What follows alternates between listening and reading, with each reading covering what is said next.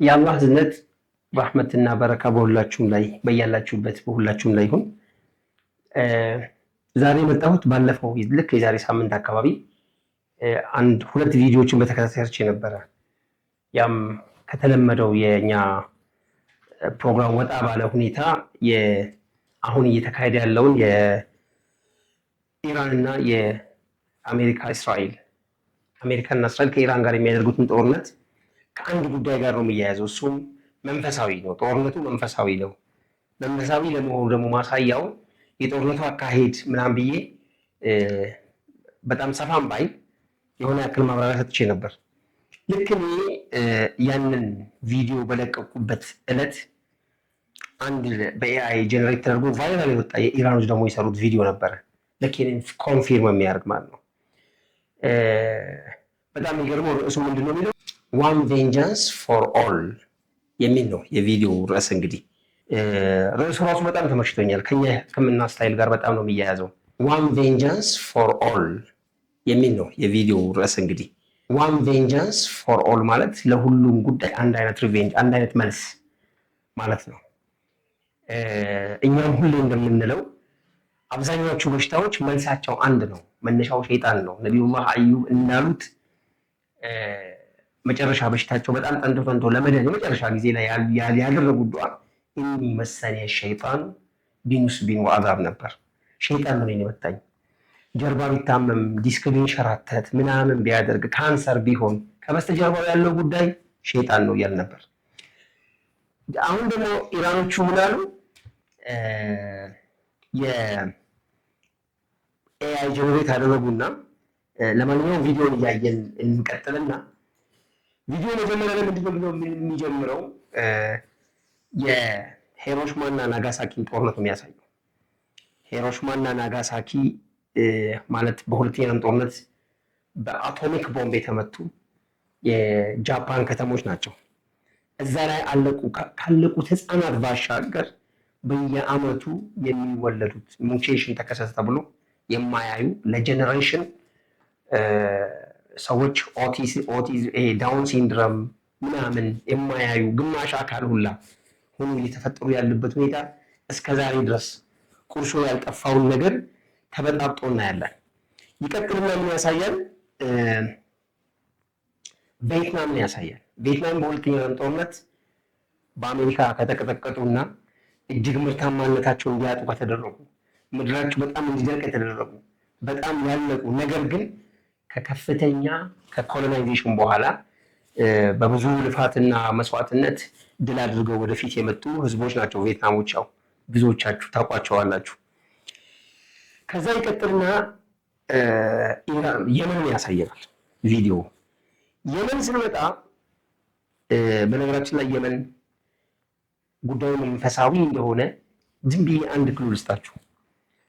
የመን በቦምብ መመታት ከመጀመሪያው በፊት ትንሽ ቀደም ብሎ አሁን ከነበሩት ከንጉስ ሰልማን በፊት የነበሩት የሳውዲ አረቢያው ንጉስ ህልፈት ነበረ። ከዛ መሐመድ ቢን ሰልማን መጣ።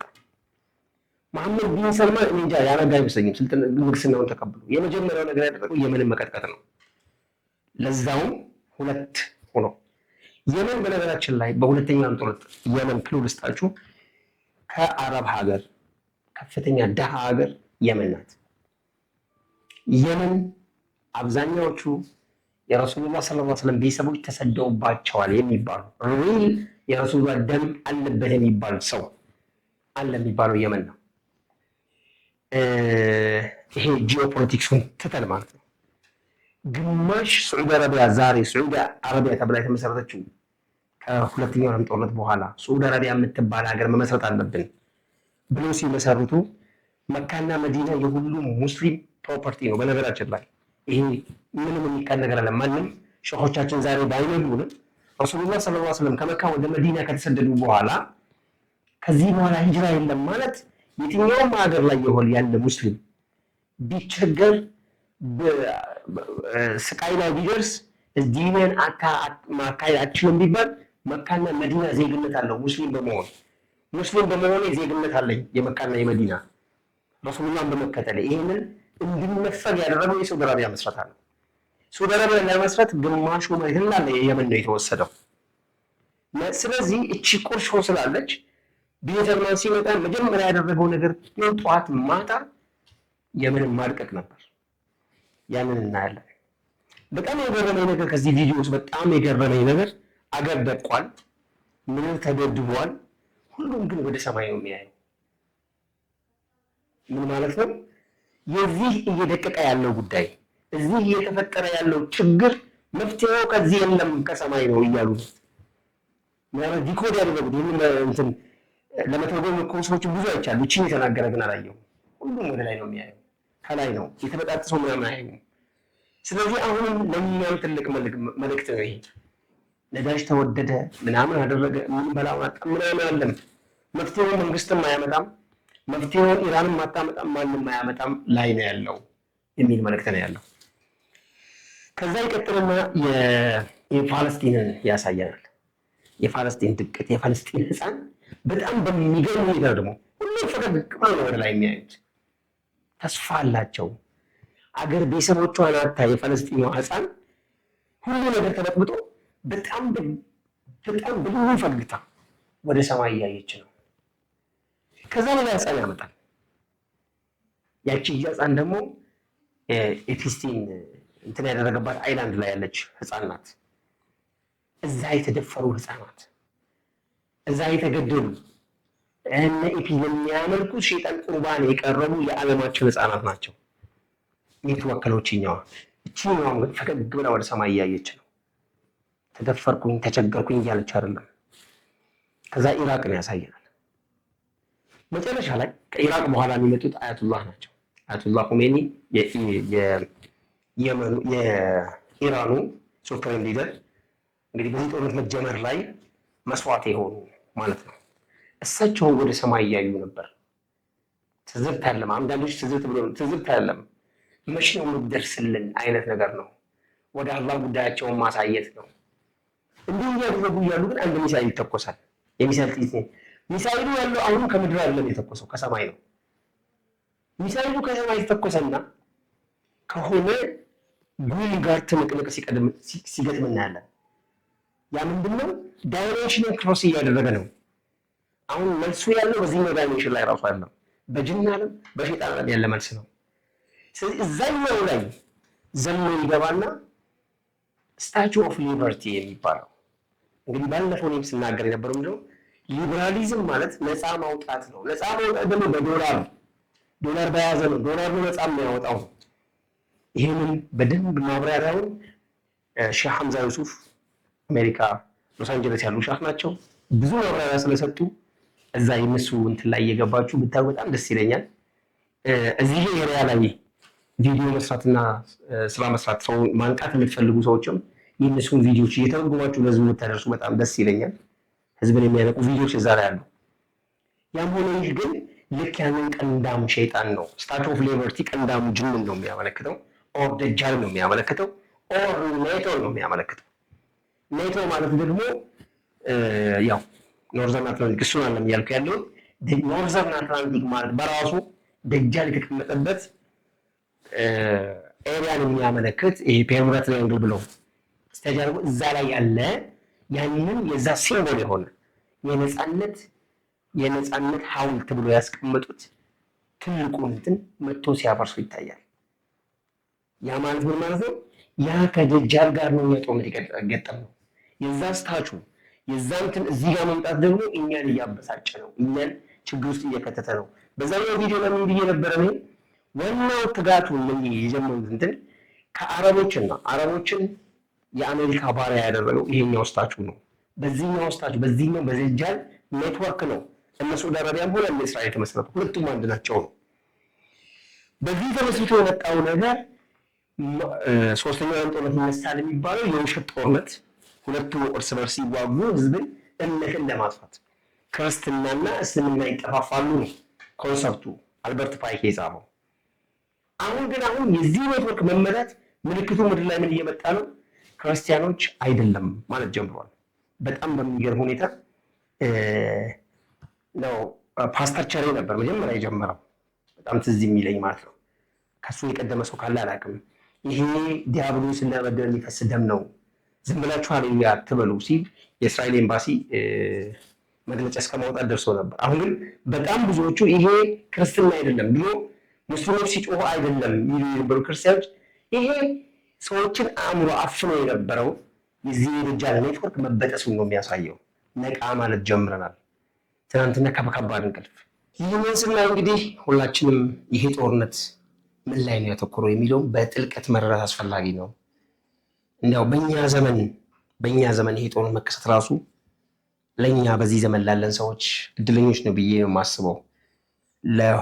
ለብዙ መቶ ዓመታት ተጠራቅሞ የመጣ ዕዳ ነው እየተከፈለ ያለው። ዕዳ ሲከፈል በነገራችን ላይ ሰው እልቂት ምናምኖች ተጠባቂ ናቸው። በጣም ያው ችግሩን የሚከሰተውን ችግር መጋፈጥ፣ ነዳጅ ጠፍቶ በእግር ስንጓዝ ችግር ላይ ስንወድቅ ምኑ ሲወደድ የጂሃዱ አንዱ ውጤት ነው። ስለዚህ ጂሃድ እያደረግን እንዳለን ነው ማሰብ ያለብን። ምክንያቱም ተቃዋሚ ለዚህ አሁን እየተከሰተ ላለ ጉዳይ ተቃዋሚ ከሆነ ከደጃል ጋር ነው የምንሆነው። እሱ ማጨናነቅ ማስቸገር ነው የሚፈልጉት። ኢራኖች ይህን ስታይል ነው እየተጠቀሙ ያሉት። በነገራችን ላይ በጣም አስብ አይታችሁ ከሆነ በቀደም ዕለት የኢራን ኤሌክትሪክ ፋሲሊቲ ተመታና አገሩ ጨለማ ሆነ። ምን ተፈጠረ? ቢጨልምስ አላሁ አክበር ብሎ ሜዳ ላይ ወጡ። በቃ ከነገሩ ጋር አሁን እኮ ይሄ መጣብን ኑሮ ተወደደ ምናምን የምንል ከሆነ ከደጃል ጋር ነው ያለነው፣ ምንም ጥያቄ የለውም። ነገር ግን እየተደረገ ያለውን ነገር መሸከም በራሱ እየተፈጠረ ባለው ችግር ውስጥ ሰብር ማድረግ በራሱ ከሙጃሂድነት መስፈርት ያስቆጥራል። ወላሁ ተዓላ አለም። እንግዲህ ዛሬ ነው እንዲህ ሲሆን ነው እኛ ላይ ተተብትቦ ለጀነሬሽን ተሸጋግሮ የመጣ ደጃል እዚህ ምን አመጣ ኢትዮጵያ ውስጥ የሚል ነገር ሊመጣ ይችላል። ምናምን ይነሱ ይችላሉ። ብዙ ጊዜ እዚህ ኤሪያ ላይ ስለምሰራ ነው የዚህ ሁሉ እኛን ሀገር ያለው ዛር መንፈስ የምንለው በኮሎኒያል ፔሪድ ወደ ሀገራችን የመጡ ስፒሪቹዋል ኮሎናይዜሽን ነው። መንፈሳችን ኮሎናይዜሽን ተደርጓል። ሀገራችን ኮሎናይዝ ተደርጓል። በተለይ አብዛኛዎቹ መንፈሶች ወደ እኛ ሀገር ገብተው እኛን በጣም ሰራይ እንደሚያደረጉን በኮሎናይዜሽን በባርነት ዘመን የመጣ ነው። ለዛ ነው ያንን ባርነት ዘመን የሰው ልጆች ሂውማኒቲ ላይ የተሰራ ወንጀል ነው የሚለውን ያጽድቁልን ሲባል ተባበሩት መንግስታት እሺ አይልም።